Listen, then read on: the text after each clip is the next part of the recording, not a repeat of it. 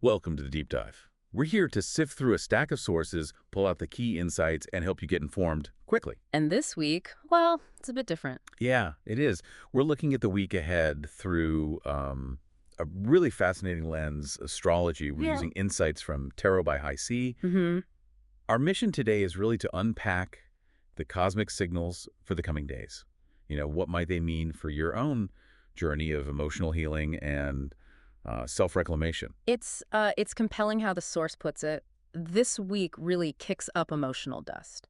It sort of calls out that gap between what we want and what's, well, actually working for us. That phrase, kicks up emotional dust, really resonates. It does, and we're seeing this mix of, like, tenderness, but also, and this is key, emotional accountability. Okay. So if you find tension bubbling up, maybe in love or money, or even just how you feel about yourself, the idea is don't just brush it off. Right. These aren't just random mood swings. Exactly. They're indicators. Yeah. And the core message here, that healing isn't a retreat, it's a reclamation.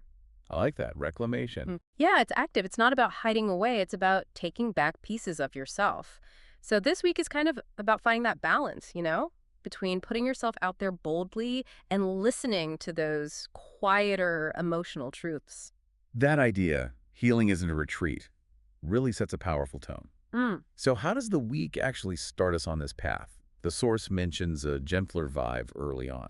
It does. Venus shifts into Cancer, and that brings this really heartfelt energy. Okay, Venus into Cancer feels nurturing. Definitely. It stirs up this deep yearning, maybe for love, for connection.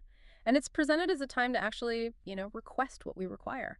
So asking for what you need, not just giving. Precisely. It's Right. about experiencing that same comfort, that care that maybe you usually give out to others so generously. Makes sense. It highlights that love isn't just like the butterflies and excitement. Right. It's also about safety, about care, that deep emotional trust. Okay, so that's one major piece. But you mentioned something else happening around the same time. Yes, connecting right into that. On the same day, Chiron starts its retrograde through Aries. Chiron, the wounded healer asteroid, and retrograde. So, looking back. Exactly. Retrograde means internal review time, and Chiron in fiery Aries points specifically towards revisiting old stuff around courage, being seen, stepping up into leadership roles. So if you felt hesitant about being visible. Yeah, this transit suggests that apprehension might actually be what's holding you back. The insight here is that really getting honest with yourself, that self-awareness, can spark real transformation, positive change, understanding where you might be limiting yourself. Wow, okay. So a gentle Venus invitation to receive. And then Chiron asking us to bravely face old wounds about maybe asserting ourselves. How do those play together as the week goes on, especially thinking about Thursday? Good question. Thursday brings Mercury retrograde conjunct the Sun. Mercury retrograde. People usually focus on the communication mix-ups. Well, yes, but this conjunction with the Sun really amps up the internal dialogue. Mm-hmm. The source notes it might be harder to just, quiet your mind. Okay, so thoughts might be racing. Could be. But here's the interesting part. There's also potential for real moments of grounded insight, if you're paying attention. So, not just mental noise. Not necessarily. The advice is pretty clear. Let that discomfort guide you. Don't run from it. See what comes up. Is there an opportunity there, then, with Mercury retrograde? Definitely. The source brings up a really important point. If you've been mulling over an old idea, maybe something you shelved, this could be the exact time to bring it back. Set some new intentions around it. Like a cosmic second chance for an idea. Sort of. Maybe start a new project or venture you can focus on for the next couple of months. Internally, yeah, thoughts get loud, but mostly in our own head. Okay. You might get those flashes of insight we talked about, or maybe mental replays of old chats, and yes, maybe that urge to say something really clever, or maybe a bit cutting. Okay, be careful there. Right. But the real opportunity is to, rework your story, reclaim your voice, and maybe finally figure out if you're really over that thing, that failed audition, the date, the friendship, or just pretending you are. It's deep, using that amplified internal chatter for real insight. I like that frame for Mercury retrograde. But then, Friday sounds like it throws a curveball. It does bring some tension, yeah. We have Venus square Saturn retrograde and Venus square Neptune retrograde. Squares usually mean friction, right? Yeah. And Saturn and Neptune. Reality versus illusion. You got it. The source describes it like every emotional interaction can feel like we're stuck between a rock and a soft focus hallucination. Whoa. Okay, so what does that feel like? You might feel vulnerability, sure, but also maybe defensiveness popping up could lead to dissatisfaction in relationships, maybe trust issues flare up, or just feel kind of isolated. Yeah, that sounds like a tough day to navigate emotionally. It absolutely can be. And this whole setup really pushes you to look at your relationships. Is there an equal give and take of nurturing? Or do you tend to be the caregiver, not letting anyone see your vulnerable side? Hmm. That's a challenging question. It is. And practically, it might be hard to get things done. You might feel like you lack discipline or just feel really hemmed in, limited. So what's the advice then? Yeah. Just push through. No, actually, the advice is more gentle. Work with what you've got. Go easy on yourself for now. Okay. But there's a warning, too. Compassion can run a bit too high. You risk becoming a doormat, maybe enabling others. So healthy boundaries are crucial. Take care of yourself first. Right. Avoid that compassion fatigue or enabling dynamic. Exactly. Yeah. And internally, it's that Yeah. classic conflict. Your inner romantic wants to save the fantasy, while your inner realist is like, nope, shut it down. Yeah, I can see that. It boils down to asking yourself that really vital question: am I seeing them clearly? Or am I just projecting my own unmet needs onto, well, a good headshot? Oof. That's a potent question, especially on a day like that. So, after Friday's intensity, does the weekend offer some relief? It seems like it does, yeah. The source suggests a lift in energy. You might feel more open to new ideas, maybe spiritual insights, a bit more optimistic, perhaps, seeing the bigger picture. That sounds welcome after Friday. Definitely. And it's described as a good time for getting clear on longer term goals, a chance to really focus your vision and maybe start planning those small, practical steps that build real momentum. Okay, so some forward motion, some planning potential. That feels constructive. Are there bigger, longer-term things playing out too? Yes, absolutely. For those tracking the slower movers, Saturn and Setna are sextile this week. Saturn and Sedna. Sedna's up deeper purpose, collective stuff, right? And sextile is harmonious. You've got it. Sedna links to our higher spiritual purpose, maybe even collective trauma healing. A sextile with Saturn, the planet of structure and discipline, suggests this isn't just personal work.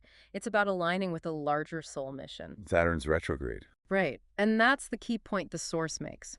With Saturn retrograde, there might be some, let's say, unfinished business to handle before you're totally ready to launch something new, some big enterprise. But delays aren't necessarily bad. Exactly. Delays right now could be seen as a cosmic signal. Maybe the timing isn't quite right yet. Things are likely to feel more stable, more supportive for new ventures after Saturn goes direct again, which is around November 27th. Good to know. Patience might be needed for the bigger projects. Yeah. Now, you mentioned Venus in Cancer starting this week. Does that influence things beyond just the start of the week? Oh, absolutely. Venus stays in Cancer until August 25th, so this is a significant backdrop for the next few weeks. So it's like a longer-term emotional weather pattern. That's a great way to put it. It really amplifies and softens that whole journey towards emotional healing, intimacy, heart-centered connections we talked about. How does that play out in, like, daily life? Well, your choices, especially around relationships and maybe even finances, will likely be more influenced by your need for emotional security, for support. Okay, prioritizing feeling safe and connected. Yes. Emotional connection just becomes more important in relationships during this time. You'll probably feel more nurturing yourself, and you'll want that back too. That desire to nurture and be nurtured gets stronger. Definitely. Though some might feel more vulnerable because of it, maybe prefer nesting at home instead of lots of socializing. Makes sense, creating a safe space. Exactly. And the source highlights how a sacred space is created when meaningful dialogues and deep emotional exchanges align. It emphasizes that embracing vulnerability, real emotional openness, actually helps anchor these higher vibes like unconditional love, compassion into our everyday reality. So just being real with each other elevates things. In essence, yes, it makes the mundane more profound, more healing. That's a beautiful perspective on the next few weeks. Is there anything else setting a long-term tone? One more major one, Chiron retrograde. We mentioned it starting this week, but it lasts quite a while from July 30th all the way to January 2nd. Wow, that's a long transit. And it's in Cancer during this time. Ugh, apologies. The earlier mention was its ingress into Aries for retrograde station, but the source actually notes this period involves Chiron retrograde in Aries impacting Cancer-related themes indirectly, perhaps, or maybe the source was slightly ambiguous.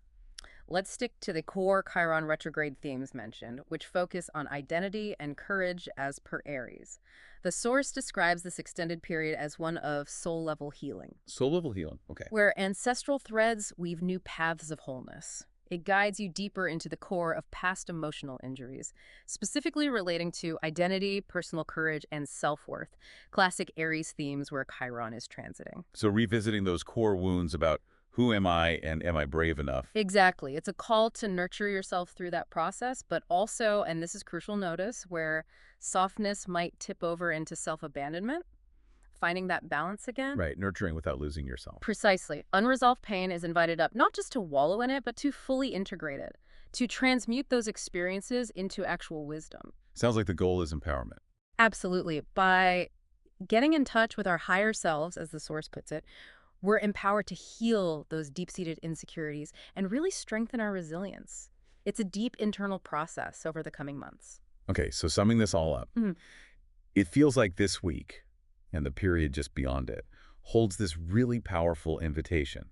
For emotional accountability, yes, but also for that active self-reclamation we started with. It really does. It reminds you that these feelings, these tensions, they aren't random. They are indicators, like you said, clues. Yeah.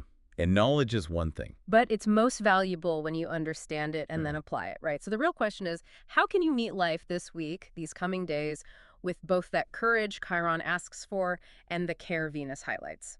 That's the challenge and the opportunity. The sources seem to suggest, deep down, we already know what feels off. We often do. So now we get to decide what to actually do with that That's knowledge. the crux of it. So maybe the question to leave everyone with is, what truth are you ready to reclaim? And what small, courageous step, maybe just one, will you take this week to start aligning with it? A powerful thought to carry into the week. Recognition, then action.